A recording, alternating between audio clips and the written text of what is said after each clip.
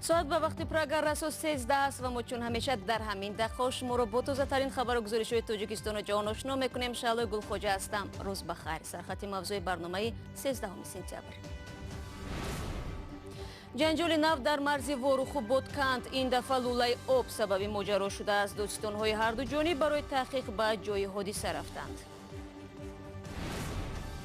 پرونده پرسر و صدا محاکمه می شود. پیوندان ماهیره یتیم و که با ضرب 13 کرد به قتل رسید به حکم عادلانه دادگاه امید می بندند. از مرافعه من عدالت سودی رو انتظار هستم. باوری دارم که این عدالت عملی می شود. و گوشت حلال در امریکا افزودن میزبان گوناگون ملت طلبات را به محصولات حلال در ایالات متحده زیاد کرده است. मेरे बच्चे भी मेरे साथ हैं. من و بچه هایم گوشت حلال میخوریم، فقط شوهرم این را رعایت نمیکند. نخست از جنجال ساکنان بودکند قرغیزستان و محله توجیکان جماعت وروخ اسفاره میگوییم. روز گذشته پس از دخالت ساکنان محله قرغیزنشین به جریان برنامه آبگذرانی ساکنان وروخ مناقشه سر زد. ساکنان محله توجیکان به کشیدن خط لوله آب مشغول بودند ولی قرغیزها به این کار اعتراض کردند. به این دلیل ساختمان لوله آب موقتا قطع کرده شده است. مردم در وروخ میگن نیروهای مرزبانی قرغیزستان به حدود آنها نزدیک آمده تمام رفتارشان را زیر نظارت دارند. در حال حاضر دوستان‌های اسفاره و بودکند برای تحقیق به محل حادثه رسیدند. به گفته ساکنان محله توجیکان آنها نزدیک 30 سال است آب آشامیدنی ندارند و آب را از کانال و دریاها میکشانند. امروز در دادگاه شهر دوشنبه قرار بود محاکمه پرونده قتل بیرحمانه ماهیره یتیم و 33 ساله آغاز شود. در این کشتار شوهر سابق این زن باباجان شیرینزاده متهم می شود. مقامات تفتیشاتی گفتند شیرینزاده ماهیره را با ضرب 13 کرد به قتل رساند و نوار این حادثه در دست آنهاست. باباجان شیرینزاده پسر گنرال و یک صاحب مقام تاجیک است و در پرسش‌های ابتدایی قتل همسر سابقش را اعتراف نموده است. اما طور سروناز روح الله میگوید امروز دادرس دادگاه شهر دوشنبه محاکمه پرونده پرسر و صدا را به تأخیر گذاشته است. طاهر مسابق زاده دادرس این پرونده در دادگاه شهر دوشنبه در تالار دادگاه به جانب‌ها گفت که نمیتواند بدون حضور وکیل دفاع باباجان شیرینزاده مرافعه را آغاز کند. این حادثه هنوز 6 ایون سال جاری رخ داده بود و باباجان شیرینزاده از 7 ایون بازداشت شده در بازداشتگاه به سر میبرد. خود باباجان شیرینزاده هم در تالار دادگاه با دستانی زولانه زده حضور داشت. در مرافعه والدان و دهها نزدیکان او و از طرف جبردیده ماهیره یتیموف و تنها اهل‌دین یتیموف پدر او حضور داشت. از مرافعه من عدالت سودی رو انتظار هستم. باوری دارم که این عدالت عملی می شود. هیچ وقت یک بار شد دکن آدم است ممکن بیمار شده از حرکت فرزندش. هر دو جانب هم به عدالت دادگاهی امید دارند. کودک‌ها را عالی نگاه میکرده اگه کس فرزند شرن گون نگاه نمیکنه. مثلا کس شایمان هستن از این؟ بله 100% چشمش میگه. چی میگه؟ شایمان نه کاری کرده. تحقیق اولیه را مفتشان دادستانی شهر دوشنبه انجام داده.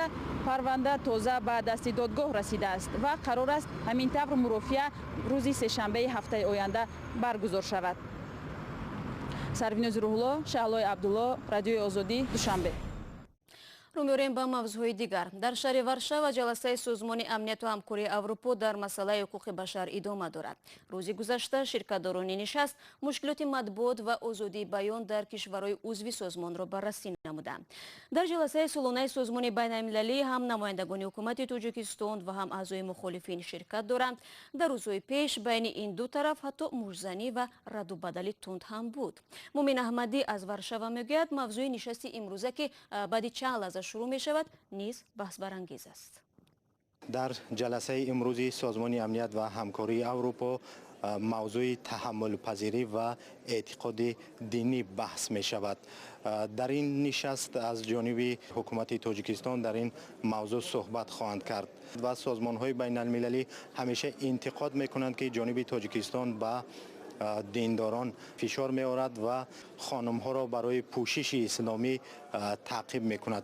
حکومت تاجیکستان همیشه این ادعاها را رد می کند و می گوید که هدفش تنها مبارزه با تروریسم است و می خواهد با این وسیله از افراطگرایی جلوگیری کند.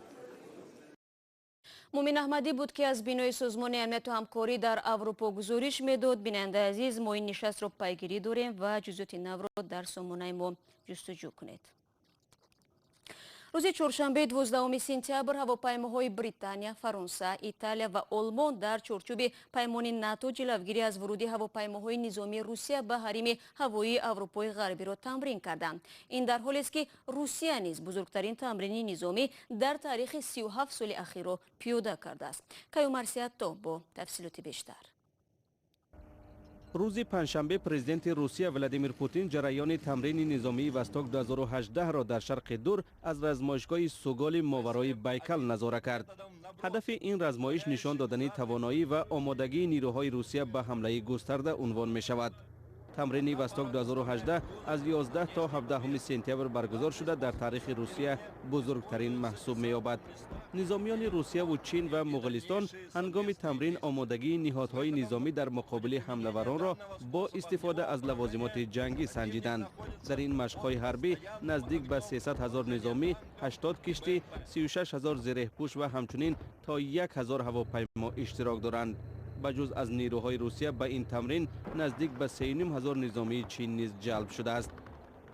در همین حال روز چهارشنبه هواپیماهای پیمان ناتو نیز در حریم اروپا مخالفت به ورود بدون اجازت هواپیماهای روسیه به اروپای غربی را تمرین کردند.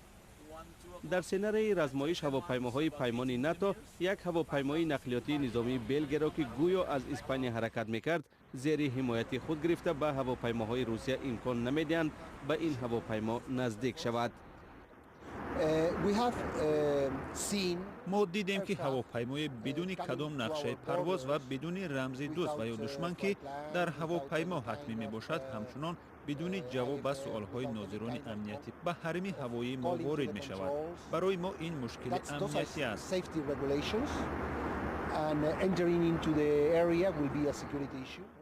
پیمان ناتو به طور دائمی تخمینا 60 هواپیمای جنگی را برای حمایت از حریم هوایی کشورهای عضو در حال آماده باش نگه داشته است.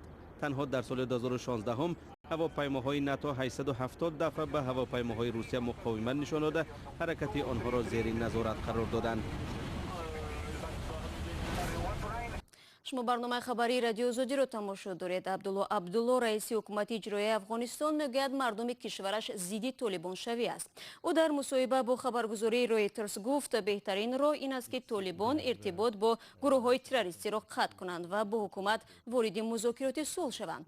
دکتر عبدالله در صحبت روز 12 سپتامبر در شهر مومبای هند از حمله خونین ماه اوگوست به شهر غزنی یادآور شد. او گفت نبود اطلاع درباره حمله سبب این فاجعه گردید. در حمله روز 28 اوگوست به شهر غزنی 150 سرباز و 95 غیر نظامی کشته شدند. بعد جنگ‌های شدید نیروهای طالبان از این شهر عقب نشینی کردند. به گفته دکتر عبدالله اگر اطلاع درباره این حمله به دست می آمد از این فاجعه می توانستند جلوگیری کنند. برنامه را ادامه میدیم. شرکت‌های آمریکایی روز به روز استحصال محصولات با تمغه حلال را زیاد میکنند چون طلبگران گوشت حلال و دیگر محصولات مطابق بر طبق شریعت تولید شده افزایش یافته است. به گفته خبرنگاران صدای آمریکا نه تنها اعتقاد مسلمانان به استعمال گوشت حلال بلکه دیگر عامل‌ها طلبات به محصولات حلال را بیشتر نموده است. طاهر سفر این گزارش را تقدیم میکند.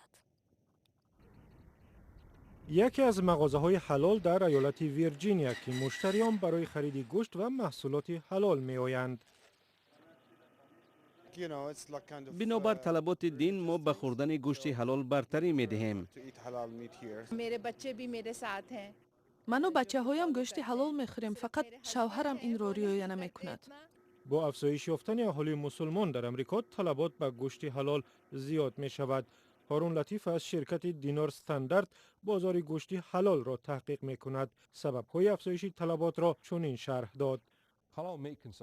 бо сабаби афзоиши аҳолии мусалмон дар амрико ки ба 58 миллион нафар расидаанд, истеъмоли гӯшти ҳалол низ афзоиш ёфтааст. айни замон мардуми зиёди ғайримусулмон ҳаст ки гӯшти ҳалол мехӯранд. қассоби инҷо мегӯяд бо зиёдтар шудани мизоҷони гуногун миллат фурӯши гӯшти ҳалол низ афзудааст. худи амрикоиҳо ҳам воқеан гӯшти ҳалолро меписанданд, бахусус гӯшти бузича ва гӯсфандро. ҳорун латиф мегӯяд амрикоиҳо агар надонанд ҳам гӯшти ҳалол чист, вале онро мехаранд. гӯшти ҳалол дар бисёр мағозаҳои калон ба мисли Costco, Walmart ва мағозаҳои хурди алоҳида ҳаст. на ҳамеша тамғаи ҳалол доранд, чун дар баъзе ҳолат аз аксулъамали мизоҷони ғайримусалмон метарсанд. ба гуфтаи коршиносон, огаҳии мардуми амрико дар бораи гӯшти ҳалол зиёдтар мешавад, аммо ба гуфтаи идеи дигар, пешниҳоди ин гӯшт дар ресторанҳо ва ҷашнвораҳои маҳсулоти ҳалол метавонад мардумро бо ин маҳсулот ошнотар кунад. бармегардем ба Тоҷикистон. орзуи доштани хонаи барҳавову нав дар бинои замонавӣ даҳо хонаводаро дар сохтмони нима тамоми Душанбе маскун кард. Сохтмони биноҳои баландошёна бояд кайҳо ба анҷом мерасид, вале корҳои бунёдӣ тӯл кашид ва соҳибони хонаҳо ночор ба ин биноҳои нима кӯч бастанд.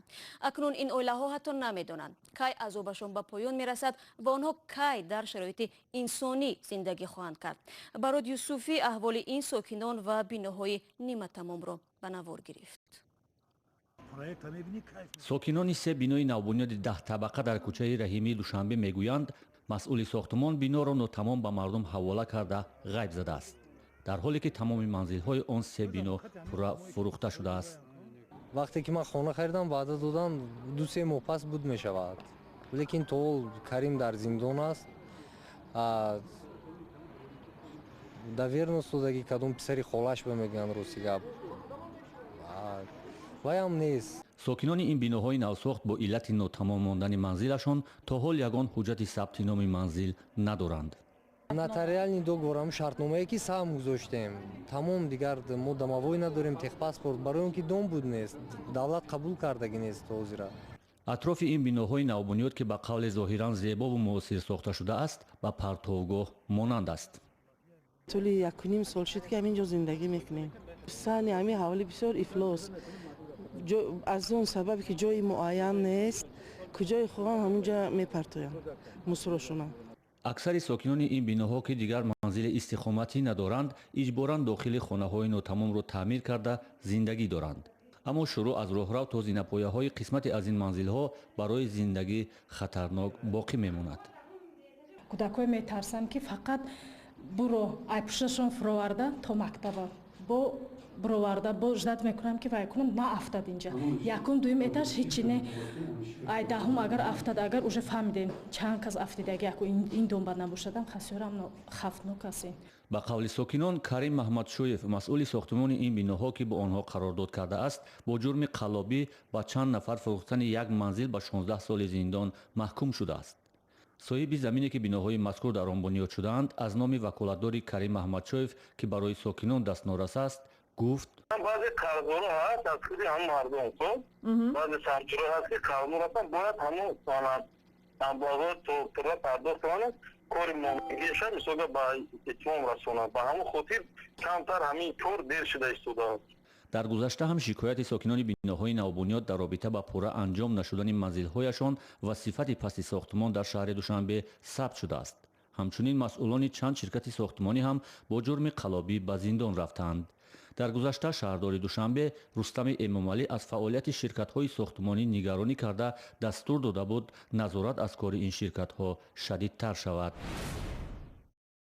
дирӯз раҳбарони ширкати Apple айфони навро намоиш доданд. зоҳиран ин ҳамон айфони X ва ё айфони 10 аст ки мо ба он одат кардем, вале ба қавли коршиносон фарқу навоварӣ кам нест. айфони аз ҳама бузург XS Max аст ки ба тахминан 16.5 сантиметр баробар аст. айфонҳо моҳи равон ба фурӯш бароварда мешаванд ва нархи он аз моделҳои пештара баландтар хоҳад буд.